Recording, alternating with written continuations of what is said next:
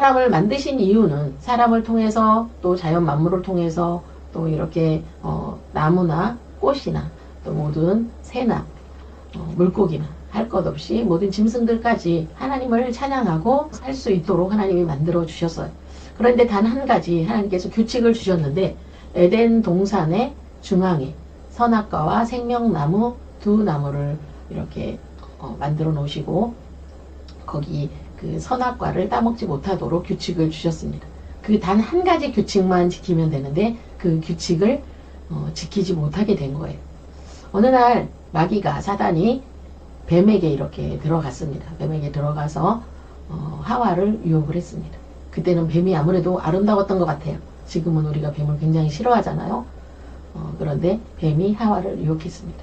하와야, 너가 하나님께서 선악과 열매를 따먹지 말라고 했는데 왜 따먹지 말라고 한지 알아? 이렇게 얘기를 한 거죠. 하나님께서 선악과 열매는 따먹지 말라고 하셨는데 먹으면 죽을지도 모른대 이렇게 이야기를 한 거예요. 그런데 뱀이 또 이야기를 합니다. 아니야. 하나님만이 또 너희들이 또 하나님을 잘 예배하고 섬기게 하기 위해서 그런 거지 그 선악과 따먹지 말라고 한 거는 너희들이 하나님처럼 될까봐 그러신 거지. 한번 먹어봐. 이렇게 이야기를 한 거예요. 사람이 다 모든 것을 주지만 또 한 가지 하지 말라는 건 또 이렇게 호기심이잖아요. 그러니까 하와는 아무래도 호기심이 있었는지 결국 그 선악과를 따먹고 말았습니다. 그리고 자기와 함께한 사랑하는 아담에게도 그 선악과를 주고 말았어요. 선악과를 따먹으면 정령 죽으리라 말씀하신 하나님의 말씀이 분명히 있었음에도 불구하고 그 유혹을 이기지 못하고 결국 아담과 하와는 그 선악과를 따먹고 말았습니다.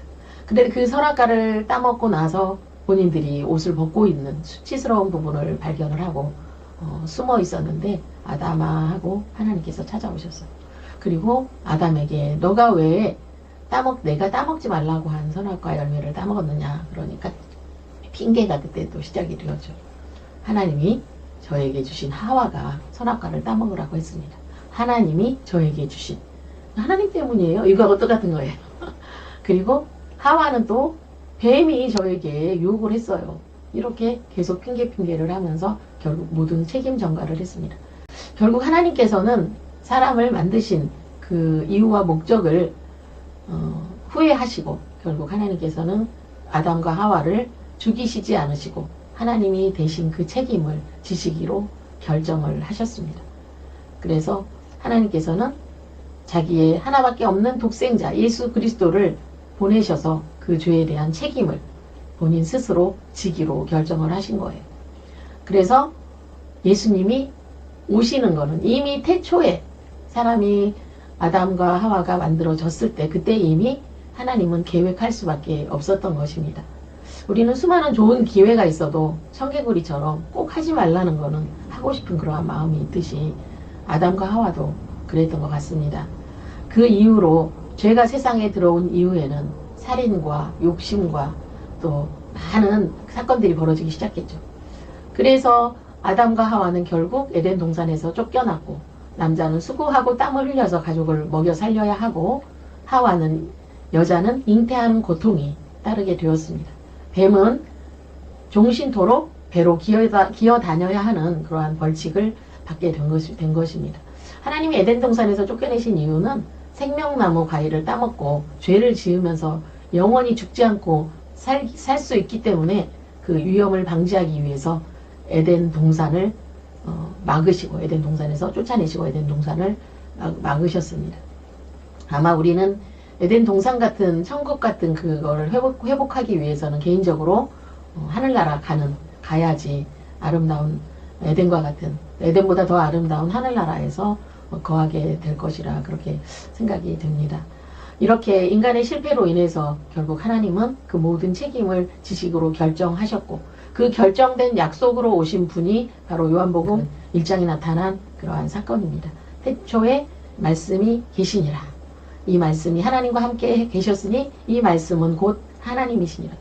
그러니까 로고스라고 하는데 예수님을 로고스라고 하는데 로고스 말씀이 육신이 되어 우리 가운데 오니 우리가 그 영광을 보니 아버지의 독생자의 영광이요 은혜와 진리가 충만하더라. 그 말씀처럼 말씀대로 우리 예수님을 이 땅에 보내시기로 결정하셨고, 결국 예수님을 보내시기로 결정하실 때에 다윗의 그 후손을 쭉 이은 요셉과 또 정혼한 마리아에게 하나님께서 예수님을 잉태하시도록 그렇게 계획을 하셨습니다. 그래서 마리아에게 가브리엘 천사가 나타나서, 가브리엘 천사가 아직 그 정혼만 하고 약혼만 한 거예요. 우리나라로 얘기하면 약혼만 하고 아직 결혼식을 치르지 않았는데, 그 아가씨 마리아에게, 남자를 알지 못하는 마리아에게, 처녀 마리아에게 성령 하나님께서 잉태를 시키시고, 그 잉태하는 하나님의 계획에 마리아는 아멘으로 순종을 했습니다. 마리아는 순종을 했는데, 그러면은 마리아의 정혼자, 약혼자 요셉도 그것을 허락을 해야 되잖아요. 아가씨가 결혼을 하지 않았는데 임신을 했다. 그러면 그 나라 이스라엘 법에서는 돌로 쳐 죽임을 당하는 그런 그 사형을 당할 수밖에 없거든요. 그러한 상황에 요셉은 그거를 가만히 끊고자 했는데 가브리엘 천사가 또 나타나서 이야기를 했습니다. 마리아에게 임신한 아기는 하나님께서 그 몸을 통해서 태어날 아기 예수님이다. 이렇게 말씀을 한 거예요. 하나님이신 예수님이 우리를 위해 이 땅에 오셔서 우리의 모든 죄를 다 짊어지시고 또 십자가에서 죽으시고 사흘 만에 부활하시고, 부활하신 예수님이 하늘나라 가셔서 우리의 갈 곳을 준비하고 기다리고 계신다는 것을 생각하면서 우리가 이 땅의 삶을 이제는 예수님이 우리를 위해서 희생하시고 자신을 주신 것처럼 너희들도 나를 본받고 그렇게 살라고 말씀하셨거든요. 예수님보다 6개월 먼저 태어나서